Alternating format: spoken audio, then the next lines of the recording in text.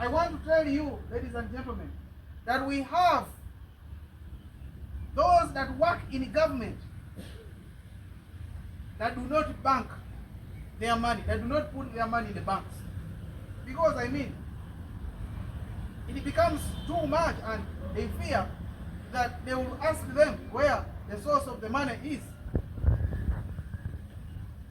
Trust me, in Uganda here, we have rich men and women who are not noted by Forbes, the World Book Record.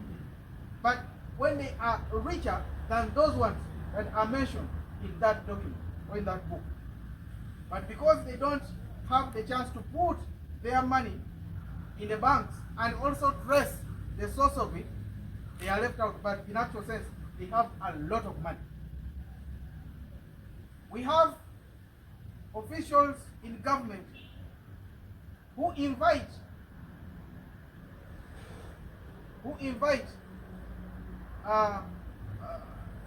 these people that deal with insects to go and fumigate the money in their offices, I mean in their rooms where they have kept the money. Now, this is the country that we are living in. We can't bury our heads in the sand like ostriches and say everything is good. No. The truth of the matter is we need to have a conversation.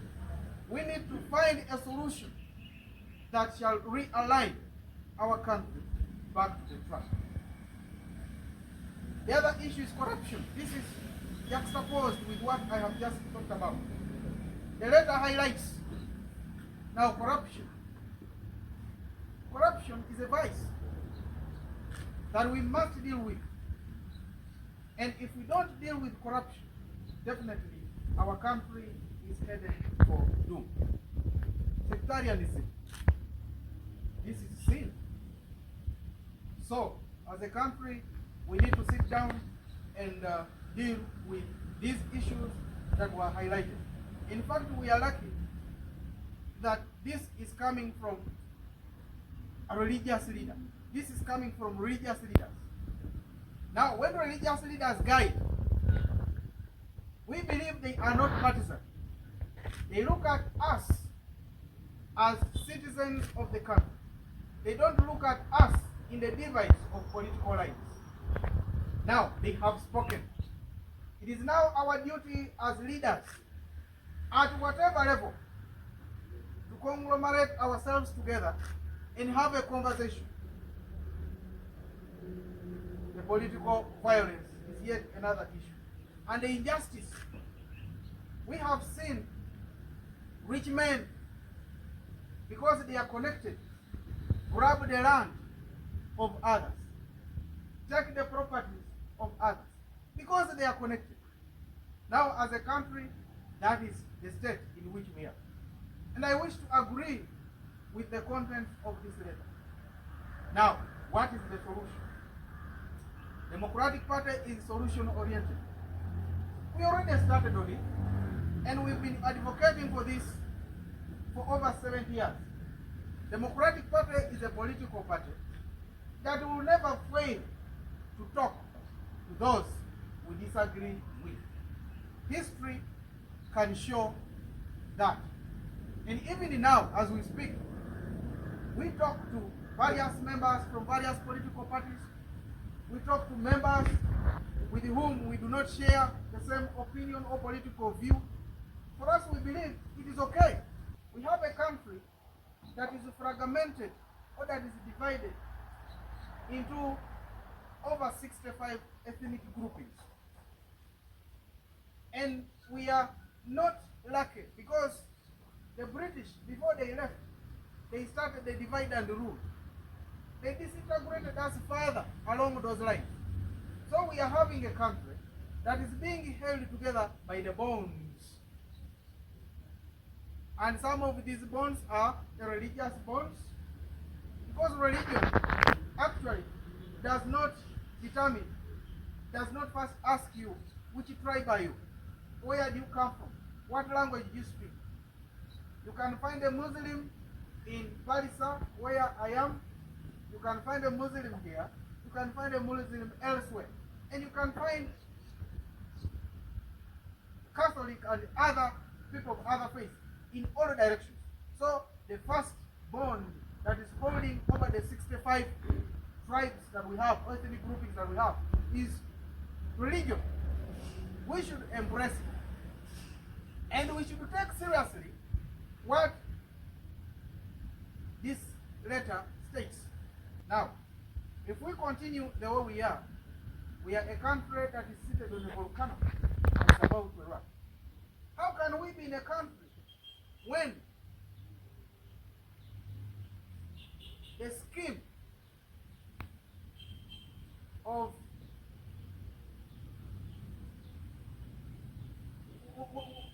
God forbid it doesn't happen?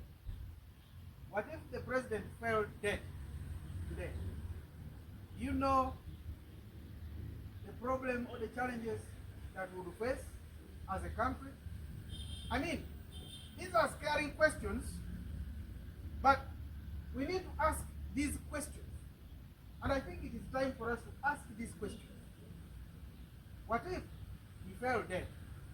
Okay, the Constitution says that the Vice President takes over. Are we sure that the Vice President can take over and still stands and runs the country, just like this one of Samuel is doing? Do we really have this? So these are tough questions that we should ask ourselves. And I believe, and strongly so, that the time is now for this country to ask such questions. We need to have a conversation. I have always said that, look, the president is aging. And naturally, when we age, we get retired or we are retired. We retire or we are retired. Assuming the president is retired, we have a comprehensive plan to have his replacement and in peace without destroying what has been built or the investment that we put in the country. Ebbaluwa yawandiikiddwa bakitaffe mu Katonda ab'ekkanisa ab'ekereziya, nga mu bbaluwa eyo mulimu ensonga ezalambikiddwa. Ebbaluwa eno etunuulira gye tuvudde ng'eggwanga, n'etunuulira gye tuli ng'eggwanga mu kaseera kano, era n'etunuulira ebiseera eby'omu maaso. Mu kimu ku bintu ebbaluwa eno by'ejjayo okubeera nga egamba nti bwe tuba tetukutte bulungi nsonga z'eggwanga, wagenda kubeerawo obutabanguko mu maaso eyo, oba a danger of instability. Wayinza okubeerawo obutabanguko mu maaso. Kakati ffe tukkiriza nti buvunaanyizibwa bw'abakulembeze ku ddaala lyonna okuluŋŋamya abo be bakulembera. Era tukkiriza nti tewalina kubeerawo kaseera konna nga omukulembeze eyaweebwa obukulembeze ate ng'asuddewo obuvunaanyizibwa bwe n'akkiriza oba neyekkiriranya n'atandika okukulemberwa ate abo baakulembera. Kino nno tukirabye nnyo ensangi zino, ndowooza nakyo katukyogereko. Wabeerawo ensonga, abaana ne bagenda ku social media ne balumba, bakuyita kulumba, ne balumba ne bamuyisaamu eggaali, puresya ne yeeyongera, omukulembeze okukakana nga kkakkanye. Nze ndowooza nti okubeera omukulembeze olina kuba ng'olina amaanyi, ng'olina ne emizi, bagiyita emizi, ng'olina emirandira, ng'oli rooted, era nga osobola okuyimirirawo gwekyo ky'okkiririzaamu, naddala bw'oba ng'okkiriza nti kyekituufu.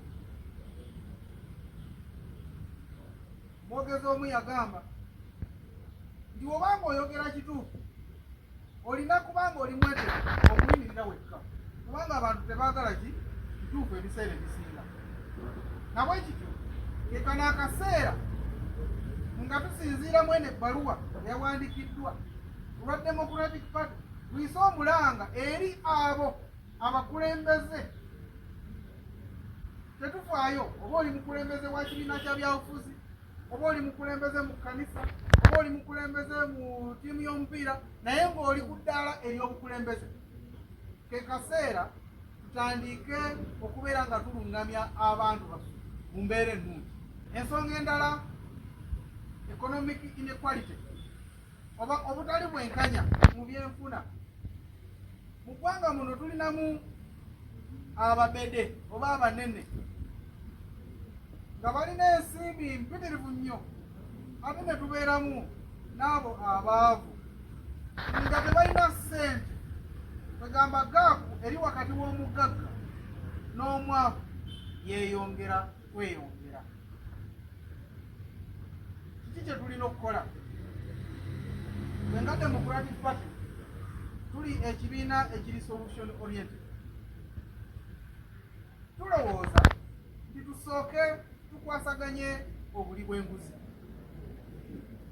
Obuli bw'enguzi bwe tuba tetukwasaganyizza, tugenda kusigala nga tulina abagaggafuge nga basinga n'abo aboogerwako mu bitabo bya Forbes, kitabo kya Forbes, nti be basinga obugagga mu nsi. Naye nga olw'okubanga ssente zaabwe tezirina soosi, ssente wabba nzibe, kati eri mu Forbes bateekayo omugagga ne ssente ze ng'alina ne soosi ne bagiteekawo.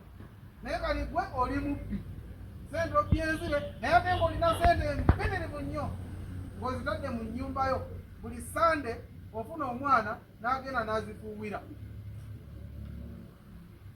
Namukwano gwange yaŋŋamba ngamanyirizeeyo, yaŋŋamba nti lumu baamutwala okufuuwira ssente, baamuleetera akalimu, tinina akalimu, naye n'akakola. Kalimu ki? Yakalimu kano kalimu conditions. Condition yesooka, tukusiba akawero akaddugavu ku maaso, ne tukuyingiza mu mmotoka, ne tukuvuga, ne tukutwala gy'otamanyi. Ekyo kimu. Ekyokubiri, tolina kwogerako kino, tolina kukyogerako. Agamba ompa ssente mmeka, ne boogerezeganya ssente. Ne bamukwata, ne bamuteeka mu mmotoka, ne bamuvuga, ne bamutwala, agenda okulaba ali mu sitowa ya ssente. Yagaa tufuuwira ssebo, teweebuuza. Atandika okufuuwira, akola omulimu gwe, n'akola ki? Mu ggwanga tulinamu embeera bwetyo. Ekyo kiba kitegeeza tetusobola kukulaakulana, tetusobola kukavaringa gaapu eno nga tulina abantu abalina ssente. Wagenda kubeerawo money laundering, wagenda kubeerawo inflation. Ekyo kigenda kutegeeza nti gaapu eno okugikavaringa kigenda kubeera kizibu. Ensonga endala eddirira esembayo, ebbaluwa gyeyogerako, ensonga ya buli bw'enguzi njogeddeko, obutabanguko mu by'obufuzi wa political violence. Now, political violence eno ebiseera ebisinga obungi ejja olw'abakulembeze okulemererwa okubeera nga balungamya abagoberezi baabwe. Weewaawo ekisaawe kye tulimu tetusobola kugamba nti waliwo obwenkanya. Ekisaawe kye tulimu tetusobola kugamba nti waliwo obwenkanya. Naye wadde mu mbeera bweti, nze ndowooza nti tetulemangako ng'abakulembeze okubeera n'akaseera konna bwe tunaalemererwa okwogerezeganya ng'abakulembeze. Bwe tutakikola ekyo tetugenda kufuna solution. So abakulembeze bonna gye bali, ab'ebibiina byonna mbasaba nti ke kaseera tutandike okutwala ensonga y'okwogerezeganya nga nkulu nnyo, kubanga ekyo kyokka kye tusigazza okulaba nga tukyusa eggwanga lye. Tetusobola kugenda mu nsiko nti tugende tulwane, ensiko nazo zaggwawo. Tetusobola kukozesa butabanguko kuleeta nkyukakyuka. Obulamu bw'abantu buvaliwinga. obutabanguko buli bwe bubeerawo abantu bangi nnyo bafa. Nabwe kityo ffe ng'ekibiina kya DP tudda ku mulamwa ku nnono yaffe ey'okubeera nga twogerezeganya. Kuva dda kibiina kya DP kyogerezeganya n'abo ekitakkaanya nabo, kubanga tulowooza nti okwogerezeganya kye kirungi. Kambawo ekyokulabirako, senga waliwo okwogerezeganya wakati wa Dr. Gov't ne Ssekabaka, abantu tebandifudde. Oboolyawo n'ekizibu kye tulimu essaawa zino tekyandibaddewo, kubanga ebizibu ebisinga obungi bisiteminga crisis eyo yaliwo. Naawe ffe ng'eggwanga tulowooza nti tulina okwogerezeganya, kubanga tuli eggwanga eriri unique. Tuli eggwanga eririmu amawanga agasukka mu 65, nga tulina cultures za njawulo, buli ggwanga ne culture yaayo, nga tuli direction ya njawulo, ennimi za njawulo, naye tulina okubeera ffenna awamu, kubanga twesanga nga tulina okubeera awamu. Nabwe kityo tetulina kyakusalawo kirala okuggyako okutema empenda kujja bwe tubeerawo ffenna.